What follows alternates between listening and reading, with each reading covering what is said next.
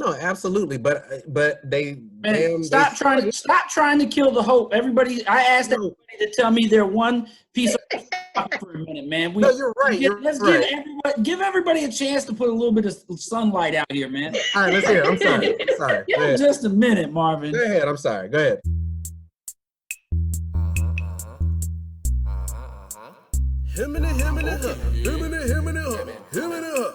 That's how I'm gonna rap on this for y'all. Yeah, man. Okay. Dummies discuss. Dummies. People like what's all the fuss. Dummies. You about to miss the bus. Dummies.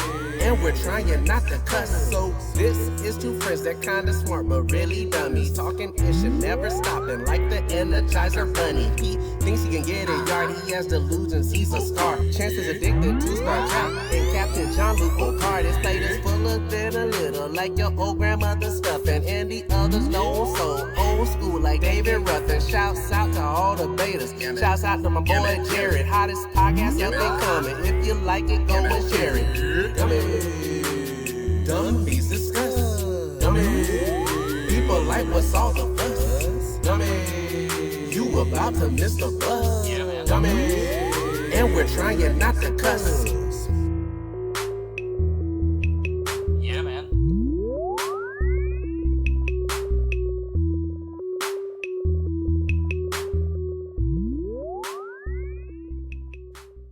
Go ahead. I've been holding this question because you started off on the not I want to say pessimistic side, but like, hey, we've seen this.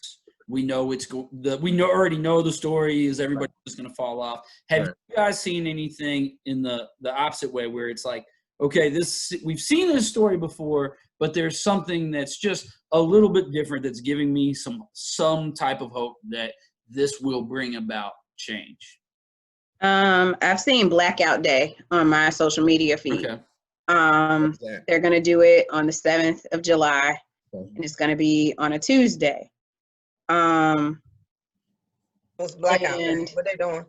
They are organizing to black out, like no black people spend any money in the U.S. economy. Now, if you do have to spend money, they would like for you to patronize a black business, but for us to spend no money, at least for one day. And I'm thinking, all right, I think that this time, this one actually might work because we're actually in the house, you know.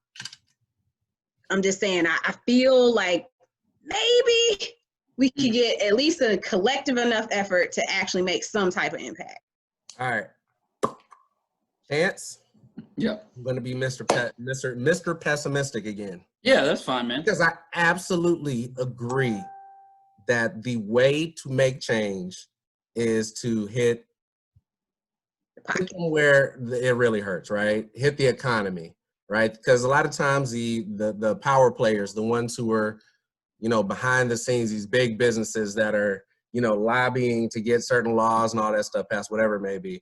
A lot of times the only color they understand is green. So I absolutely believe that the economic way is the route to go. However, it should be July 7th to September 7th.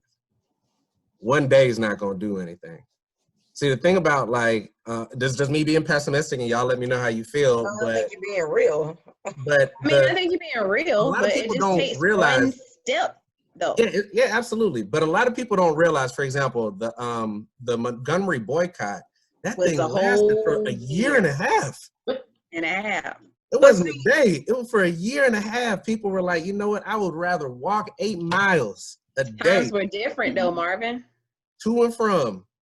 But that's what I'm saying. Like, if one day, if they would have said, you know, we're not going to ride the bus for one day, like, they would have laughed. You wouldn't have saw anything. Wouldn't have saw anything. So to say, okay, we're not going to buy anything for one day on July 7th, are we just trying to send a message, or are we actually trying to, like, cripple the economy? The whole point I remember, I don't know if send a message. I'm sorry, go ahead. It was to try to send a message that, you know, Black America, we realize our economic power. Like, I'm totally with you. But a message been sent for. We need to plan further, but I'm just saying this is a step. Absolutely. Rome won't build in a day. You know that. No, absolutely, but they Man, stop trying to kill the hope. Everybody, I asked everybody to tell me their one piece of for a minute, man. No, you're right. Let's give everybody a chance to put a little bit of sunlight out here, man. All right, let's hear it. I'm sorry. Yeah, just a minute, Marvin. Go ahead. I'm sorry. Go ahead. I think for me, at least, in my new role as a PhD and like a postdoctoral fellow, one of the things that has given me hope is the way that my peers, both of color and my white peers within academia, like that are my age and within my cohort, are speaking out about race and actively being like, hey, where's your department at? Like, where is my department to acknowledge the Black students in our program and how they must be feeling? And also, I think probably the important piece of hope that I have comes from other Black scientists, especially specifically Black women who, as always, have gone out of their way to make videos and host meetings and like Zoom meetings or Skype meetings to just acknowledge and listen to the voices of other Black scientists. Like, having that as a resource is something that's so important and valuable to me, and it makes me like, even if we don't make some sort of big systematic change that we need to, I have a network of individuals care about me in my professional setting. Oh no. We heard you. I think on my end you froze, but we heard you though. Yeah, we heard the whole audio. The video just froze for just like half second. But that's the biggest thing that has helped me, is seeing those videos and sort of that like, we're not alone sort of realization. I think, I don't know if you guys can say the same, but I think there have been people on my social media that have posted about this that they never have posted about something like this before. You know what I mean? Like, they definitely broke their silence, you know, this time around. All right, what about you other ladies, Lauren and Adelia? And by the way, because now you made me feel bad, Chance, I started out by saying I agree. Hey, man, that economics is the best way to go about this. I got you, man, but you gotta do it more than one day, man. He went in on me. He always going in on me, bro. For a minute, man. He always going in on me. All right, go ahead. I'm sorry. Anything positive about it coming out of this, Lauren? Anything, Adelia, anything that you've seen that's different about this? What I will say, and let me just say two pieces about the economic, if that's okay. Is that okay? Okay. I didn't want Marvin taking out all like the air out of because I started by saying economics is most important, but go ahead. But this is my concern with economics. So, and this isn't knocking, you know, blackout day or whatever, but you do one day, but then you double your day, you double your spending the next day. Yeah. Okay, totally negated Tuesday. But then on the flip side of that, I heard somebody make a very valid point on another live, and they mentioned that times are different because now we are in a global economy. So unfortunately, no matter how racist Gucci is, they got Black folks working for them. Yeah. And no matter how racist a company is, the folks working in the kitchen, they Black. You know what I'm saying? They're probably minorities. So when you hit a business like that, unfortunately, the ripple effect, it's hard to strategically hit economically because we're in a global economy. So it's a little bit is different. So we have to move differently. And the thing is that I'm tired of feeling like we have to fight for you to pay us any attention. You know what I'm saying? Like, are we boycotting economically so you can see us? Are you serious? I don't have to justify my humanity. I don't have to justify my money or my dollar. And I definitely don't have to justify that I am just as much. I pay my taxes like you do. I vote like you do. I pay my mortgage like you do. You know what I'm saying? I worked hard just like you did. And so I think part of it, while I do know on one end, I understand that we're different. But on the other end, if I ever have the opportunity to let you know that the only difference between you and I is what the Lord designated between our legs. At the end of the day, we are human And if anything bothers you, it needs to be the lack of humanity that exists against people of color.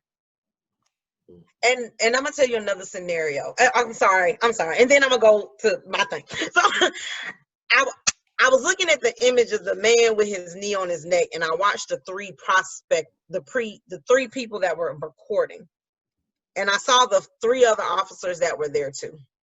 I said there were 6 people there. 6. What if I would have been there? And like you said, Marvin, just playing a scenario in my head, threw something at this man, tapped him on the shoulder, I don't know, rushed him, and pray I don't get shot. What could somebody have done to at least distract him for a moment? Take your knee off his neck. Like, whether it was 7 minutes, 9 minutes, however long he had his knee on his neck, that was enough time for somebody to say, you're killing him. And if that was my son, I would have punched you in the mouth. And I would have went to jail. I would have been the hashtag. East side, shawty. Yeah. I'll take the L. Yeah. But at least my son, you know what I'm saying? Like, my son needs to walk away. At that point, there's no logic. Right. At that point, how much force is excessive?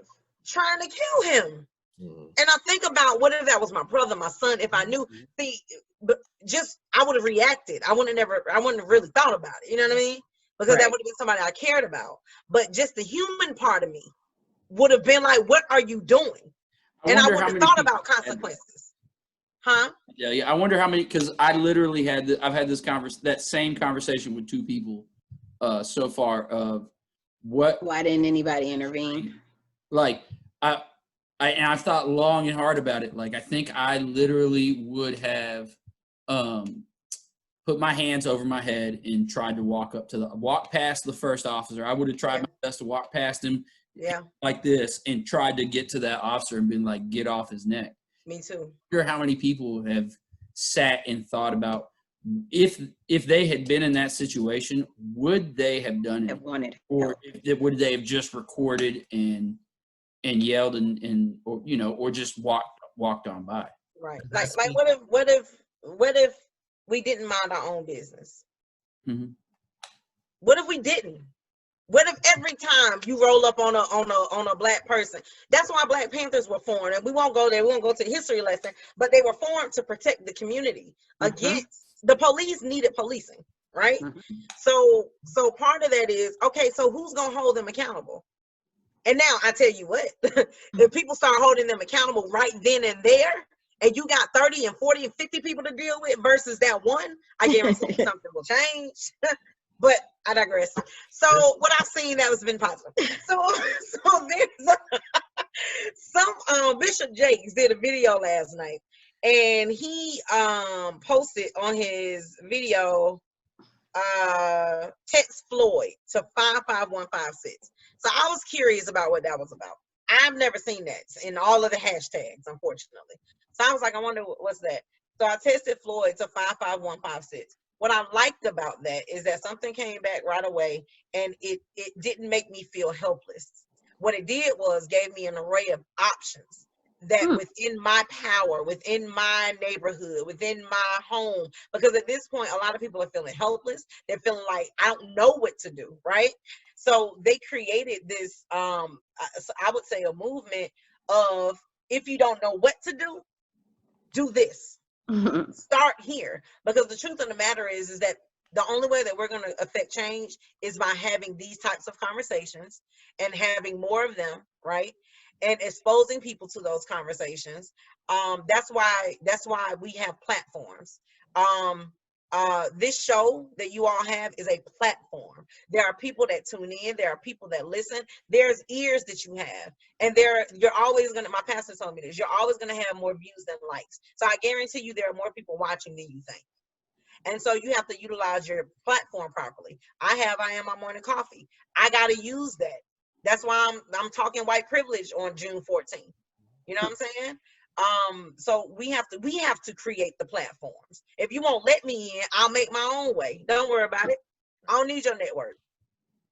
I think that's really important. That really resonates with me and is really important. I was talking earlier about how this has been the most vocal I've ever been on social media about like Black murder and Black injustices. And I think it also being one of the like 0.3% of Black female neuroscience PhDs, I feel obligated but also empowered to be like earn this degree so many times over, in fact, twice as hard as most people. And I want to use my platform and my voice to let students of color, like graduate students like me, know that like I see what you're saying, and like we're in this together more or less. But also, if I can be some instrument or some form of change, then that's what I want. And can I say something? So I also, oh yeah. I want to say something directly to you, and what I want to say to you, and then I'll shut up. What I want to say to you is, your platform is your level of influence in circles that most people can't get into. That's the powerful part. You have something so valuable because you'll be in rooms that some of us will never or could ever get in.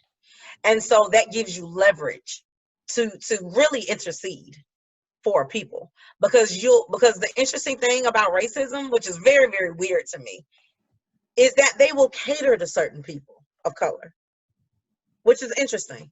And you will be credible with them. And believe it or not, you can actually influence them. So at the end of the day, it's about relationship. And you being a Black female neuroscientist. Okay, yeah. See, I can't even say the word. Neuroscientist. You already have access. That lets you in the room. That lets you in certain rooms that we could never get into. And so all of us need to consider and think about, what is it that our credentials, our personalities, our color, what rooms do they let us into, and then how do we use that to speak a message? How do we use that as influence? How do we use that as credibility to influence the white people around us, to educate them perhaps? And you start changing people one person at a time, and then their circles start changing. That's how you got to do it. But I'll shut up. I'm sorry. I'm over here smiling, and then we'll have Lauren finish this off. I'm over here smiling because I'm like, that's Adelia right there, man. That's Adelia preacher right there. Used to cut up so hard in college, man. Like, that's Adelia. That's what I'm talking about. Terrible. So much, man. It's all grown. All right, I'm sorry, Lauren. Oh, you're so fine. Yeah, same question that Chance had. What positive? What is there? What hope? What is there to hold on with this one? How is this one different? I see a lot of white people that I have not known to be vocal about their racial views becoming more vocal. That gives me some form of hope that we're having those uncomfortable discussions more frequently and with more fervor.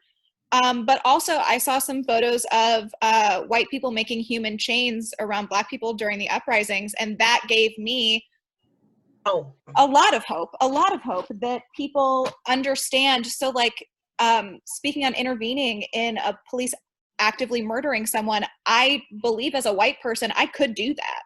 I could get in his business and say, you need to back the fuck up now. And he would not shoot me. He would not tase me. He would not assume that I had a weapon. And it gives me, I am very hopeful that more white people will think harder about, as we were discussing, like the privilege that you have in all of your positions, and that we pay the cops and are absolutely allowed to observe them frequently, constantly. You could just follow cop cars, in fact. And I would love to see more people in Atlanta commit to stopping and observing when you see a police incident occurring of any kind. Yep. Just stopping and watching with open eyes and open ears, just watching. Yeah, to piggyback off what you just said, yesterday the most powerful, because I'm not gonna lie, I was up until like 2:30, 3 o'clock, just watching city after city, you know, with unrest or whatever. And today, it was that night or this morning, whatever, I saw a picture of a guy. Chancey actually looked like you, man. I get that a lot. There's like a million ants doppelgangers. But he took a picture. Stop watching TV, man. Being rude to our guests. They're picking up the smoke bombs and throwing them back into the police right now. I know, man. Listen. But no, see, all jokes aside, this guy, he took a selfie, and in the background you can see 2 black males getting arrested. And he put on there, he said, I usually don't know, as a white man, I usually don't know what to do, to help out with the situation that's going on, et cetera, blah, blah. But this time I saw these 2 black males getting arrested, and I decided I'm going to stop and I'm going to make sure that nothing crazy goes on. And he just sat there and he recorded what was going on and blah, blah. And then he posted it. He just wanted to make sure everything was fine. And he said, I don't know usually what to do, but I figured this is a start. Yeah. And like that really did honestly give me hope. And it made me feel like, you know what? Like, because I one of the things that I hope people, especially young people that I teach, I always think about this, is that I hope they don't confuse the enemy. Meaning, is there white privilege? Sure. Is there white ignorance and bliss or white fright and all that? Sure. But at the end of the day, this is a police training problem. Now, is it racially motivated? Absolutely. Right? Do I think that he would have kept his knee on Lauren for 9 minutes? Absolutely not. But the fact that he felt entitled enough to do that means that somewhere he became comfortable enough within his department. There you go. He became comfortable enough within the justice system of the United States that he felt he could do that and get away with it. Yep. So he had 18 charges, dog. Yeah. So that's 18. Yeah, I know. Previously, right? Yeah. And nobody did nothing. And that's the thing. So is he a bad apple? Of course. That's an understatement of who this dude is, right? I think they should throw him under the jail. But don't confuse that the real problem is the institution. Mm-hmm. You see what I'm That saying? behavior went unchecked. What I hate for a lot of my young students is they'll go out and they'll just hate all white cops or all white people, period. Right. And I always are like, don't do that. That's what they want you to do. Right. But that only causes more racial conflict. That's not going to solve anything. That I think it's really important for white people to be thinking about this and having these discussions, but also to remember that Black people have been having these discussions for hundreds of years. Mm-hmm. Your hot take is not a hot take. It's not new. It's not exciting. Right. And frankly, I feel I oftentimes am reluctant to bring up shootings to my Black friends because I am almost positive they've already heard about it and are already deeply affected. And so in my mind, I want to reach out as a place of support and open for discussion at all times, but also not anticipating or expecting any discussion on it, because I don't want their experience to be further marred by having to explain it to me or discuss it with me. Mm-hmm. Yeah, kind of like Adelia said, I'm tired of having to explain. Exactly. Yeah, or it might have been Kaela. I know all of y'all said It was Kaela. Okay.